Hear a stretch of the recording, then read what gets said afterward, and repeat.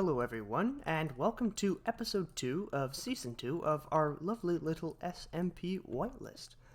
Last time, we made the trek all the way from Spawn Island, I think just about 1,000 blocks or so that way, to this lovely place. And this time, I'd like to begin the preparations for our base here. Ah, perfect. Between recordings, I've done a little bit of mining, some chopping of wood, and I've built myself a little bit of a starter base in the form of that ship over there, which we're going to check out quite soon. Actually, we're going to check out as soon as I reach the ground.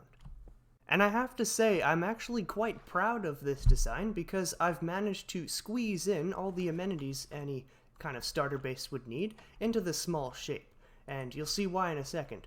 I put bed here with barrels, and if you look closely, I put barrels in the sides of the ship, and you can see it kind of blends in with the hull. Not quite 100%, but like 80 to 90% it blends in, and even if it doesn't, it still adds a little bit of differentiation with the textures, which I think looks pretty cool. So I've managed to squeeze 4 on each side, and I've also put a furnace array here just to cook food. Oh, I need that. And of course a crafting area, which is basically all the amenities you need, like I said, for a starter base. Now, one thing that I'd like to keep with this island is the mushroom theme. I want the mycelium and overall squishiness to remain. That's one of the reasons I've chosen this island. That, and the fact that it doesn't spawn mobs, obviously. So I'm going to try to build with that in mind. And I want to start the creation of the base today by reshaping the landforms. Obviously, we don't want any square bodies of water or weird, funky-looking hills going on with the base. We want things to be fairly consistent and somewhat natural looking. So I'm going to make a whole bunch of shovels and I'm going to get to it.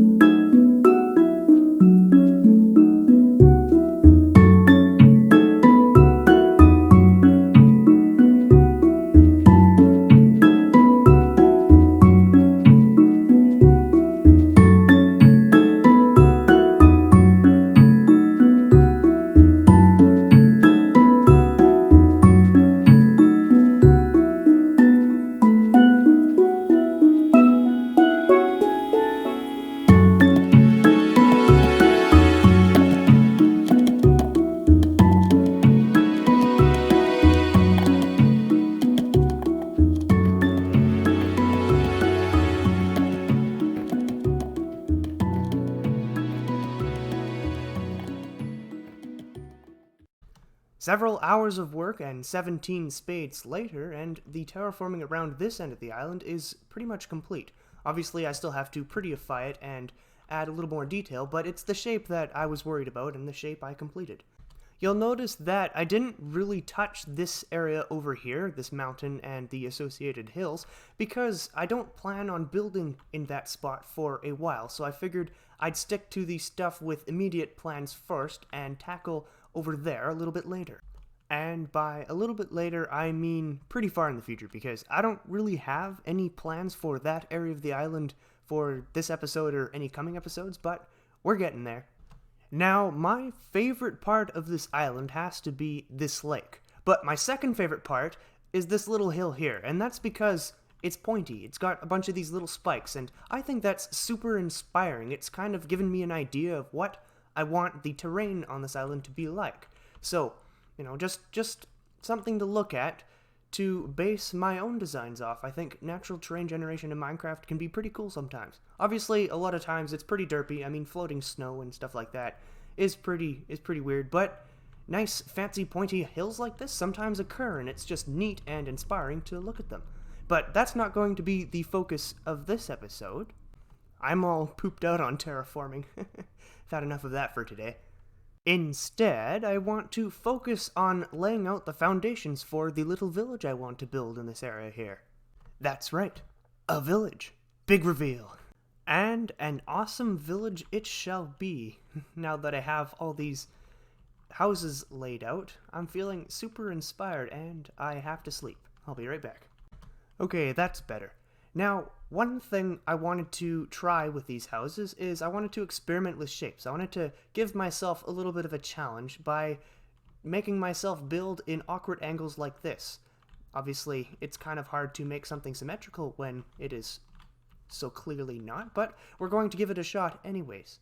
Another thing is that I want these houses not only to look pretty, but I want them to have function as well. So, for example, this one over here will be my animal farm, so it'll have my cow farm and maybe a chicken smelter as well. This one over here could be my furnace room, that one a storage room, this one a town hall, this one's a definite. I have a special plan for that, but we'll get into that in a future video. Or maybe this one could store boats and stuff, you know. Just to have a little fun and give the town a little more depth, because you can make a pretty town and it'll look cool, but if it doesn't have function, you lose a little bit of it. So I'm trying to go all out with this and give it something a little extra special. Oh man. Welcome to our professional Minecrafter server. Anyways, another thing I wanted to talk about real quick is the palette. The palette of this build. Now, I haven't quite decided on the palettes I'm going to use, but I have two things in mind. Not two palettes, I have two ideas that I want to remain constant with this entire town.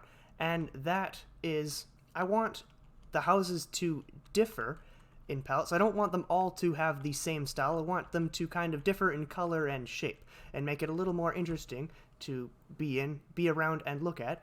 And I want to incorporate mushroom blocks, because obviously this is a mushroom island, and I want to make things somewhat mushroom themed.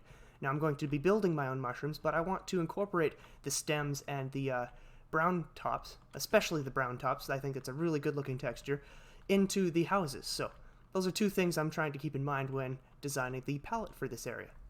And it looks like we have another professional Minecrafters moment in chat, caught just in time. Now, I don't know if you can tell, but I'm starting to lose my voice a little bit. I do that when I talk a lot. So I want to wrap this up pretty quickly, but before we do, I thought I'd leave you with something a little bit interesting to walk away with.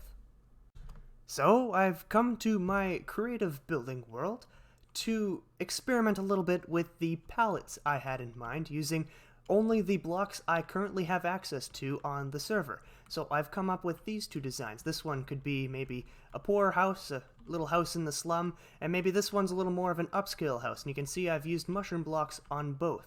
Now, obviously, these are just trial designs. They maybe might not even make even a little bit into the final product, but I thought I'd just experiment anyways and try my hand at building with mushroom blocks. And I gotta say, I'm pretty happy, especially with this one. Not so much with this one, it's a little bit messy on the scale, it is, but I feel like the style could carry nicely over onto the server. And that's pretty much it from me. I really do hope you enjoyed, and I hope my antics inspired you somewhat to a degree. Subscribe, or else. I'm just kidding, but do subscribe if you enjoyed. Leave any suggestions you have down in the comments, and I will see you all later in the next one. Have a fantastic day. See ya.